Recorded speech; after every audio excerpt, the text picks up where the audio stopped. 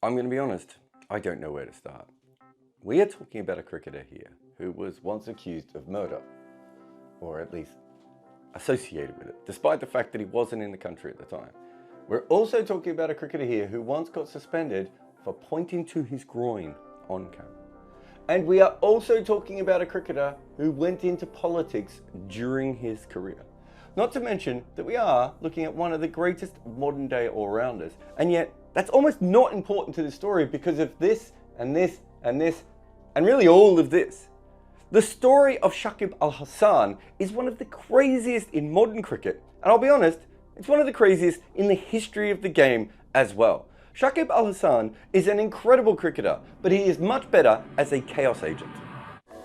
This was made using MV Players Insights. The same technology that supports the England and New Zealand Test players is available to club cricketers as well.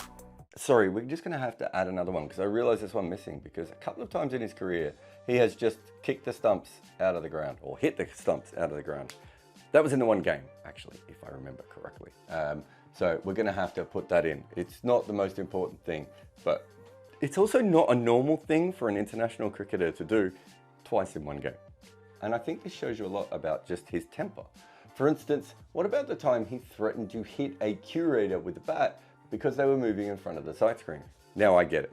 Moving in front of the sight screen, if you're an international player and you're trying to bat, is really annoying. Threatening to hit someone with your bat though, that seems like going a little bit too far, which I suppose he does quite a lot. And when it comes to stuff like that, it does happen quite a lot. For instance, what about the time he put his middle finger up at the fans?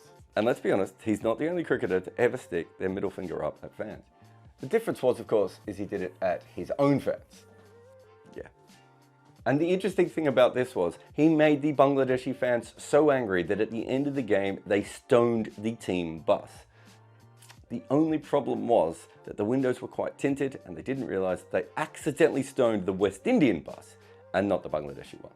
So these are all fairly bad little bits of behavior, and I suppose we could throw pointing at your groin on camera and getting suspended in that as well.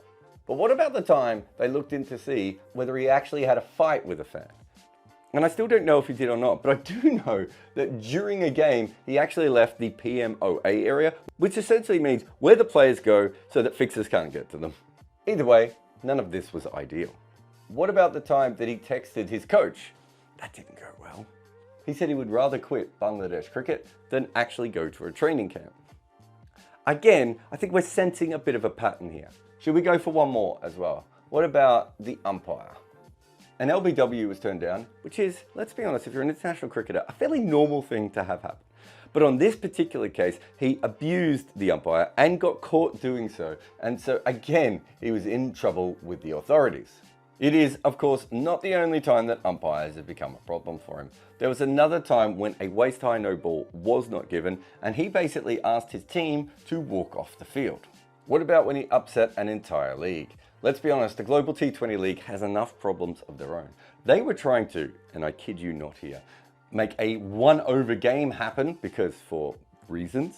And Shakib was so upset with the state of the outfield and probably the fact that they were going to play a one-over game that he rebelled and he refused to go out even for the toss. We've done a whole video on that one because it is one of the more Shakib moments in modern cricket history. But essentially, he didn't even walk off or complain to the umpires on that one. He had all of his issues before the game started, and his team got kicked out of the Global T20. Whether that was right or wrong doesn't matter. He abandoned a toss. So let's just see if there's any kind of through line here. Okay, so we've got suspended for pointing at his own groin. Okay, it happens. Sometimes your groin becomes a bit of an issue. Then of course, if we're gesturing, we also have giving the middle finger to your fans. There's also potentially hitting the fans as well. There's threatening to hit a curator also for going onto the surface. There's not respecting your coach, or I suppose your nation in that particular case, by saying that you would quit if you had to go to training. And if you're not going to respect your coach, you're probably also not going to respect umpires at all. So, I mean, we could find like many different cases of this happening before. And then if you're not respecting umpires and coaches and everything else, well then the stumps, they're just not that important to you. Shakib Al Hasan basically plays by his own rules. And it's quite interesting because of what he said about Tamim Iqbal a couple of years ago. Now, these are two of the greatest cricketers to ever play for Bangladesh. Shakib Al Hasan is the greatest cricketer to ever play for Bangladesh. I don't think we could ever make an argument against that. But there's no doubt as this young group of players came through playing for Bangladesh that they were treated differently as they were looking for stars, and these guys were stars. They didn't give them titles or really even all that much consistency, but they were treated like absolute heroes of the game. And because of that, Shakib hasn't always developed the way that he should have. Through all of this sort of stuff, he should have been suspended over and over again by his own board. The problem was, he quite often was suspended by his own board, and then they kind of just brought him back early anyway, and then they would still give him captaincy and everything else. But this brings us back to why I brought up Tamim. Tamim, considering all this drama, Tamim's had a fairly normal career, right? I mean, I suppose for most cricketers, they would have a normal career compared to whatever this is. But Shakib called Tamim Iqbal childish, which is incredible because look at the stuff that we have up here. Who kicks their stumps? Who abuses an umpire? Who refuses to go on and do a toss? Who walks off over an umpiring decision? Who sends texts to their coach saying they're not coming to training? Who perhaps, maybe, who knows, gets involved in a fight with a fan? Who threatens a curator with a bat? Who sticks his finger up at his own fan group? Someone who is childish, and yet it is Tamim who has been blamed for that by Shakib. And yet, here's where we pivot a little bit, because yes, he can be childish. Yes, he can be a bore. Yes, he can be violent and threaten people and have real issues with authority. There's nothing here that doesn't suggest that. But what about the kind of ultimate authority? Let's start with the BPL. The BPL is probably still the most important thing that Bangladesh cricket has ever done. They haven't gone on to win World Cups yet. They still struggle to get major tours regularly. They only play in Australia when Halley's Comet is around. They are really, really struggling. So the BPL is huge, and yet it's a bit of a flawed league. Now, most big stars might come out and say, look, I think there's some things that we could fix with the league or anything else. Shakib came out and said that it wasn't even as good as the Dhaka Premier League. He said he could fix it in a day. And a lot of the stuff he said was things I kind of agree with as well. Like once they got rid of the franchise model, they really ruined that league. But he went through step by step how he, Shakib Al Hasan, the man with all of this history, could fix the BPL. And to be honest, I'm not sure he was that off the mark.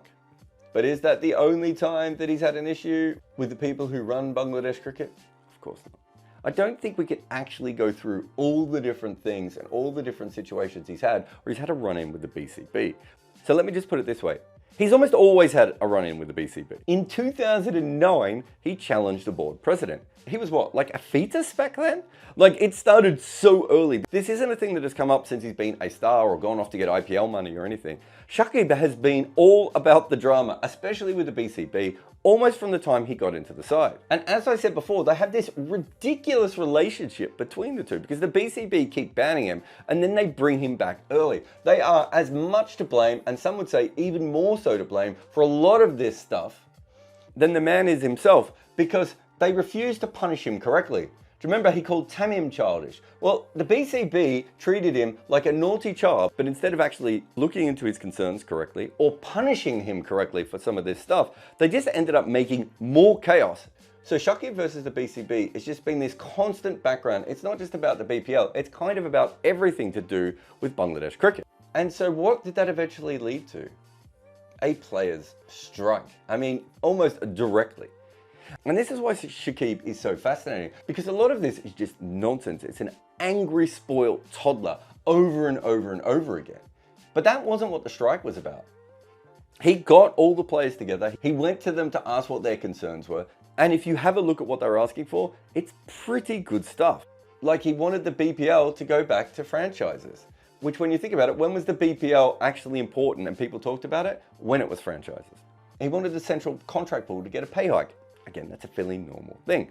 But he also asked for the first-class cricketers to get a pay hike. Now, he didn't need to do that. He's not a first-class cricketer. He was looking out for other people at that point.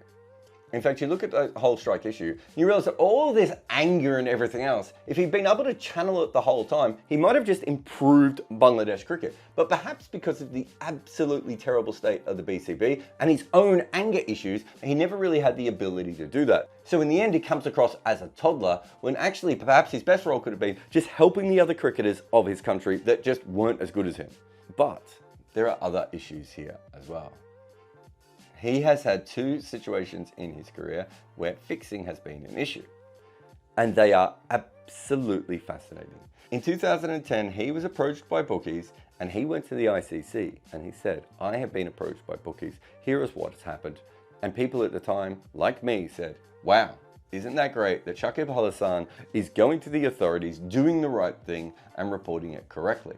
And yet, isn't that nice? Isn't that good? Isn't that what we want the players to do? Almost a decade later, someone approached him again. And this time, Shakib Al Hasan did not actually go to the authorities, and so he was suspended under fixing allegations. That is Shakib Al Hasan right here. This is the angel on his shoulder, and this is the devil. And I really think that this is basically the big thing. He clearly has his issues, but he also has the ability to do stuff like this.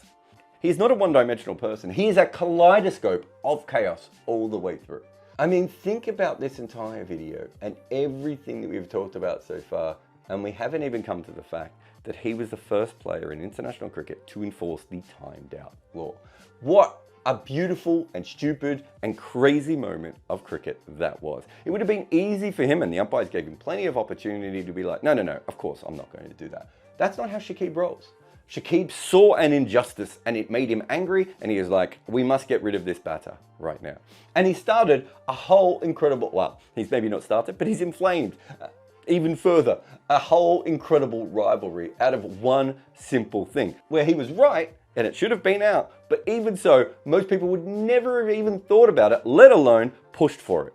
And so you have this absolutely great modern day, especially white ball all-rounder, but he's a great in test match. We don't have a lot of all-rounders.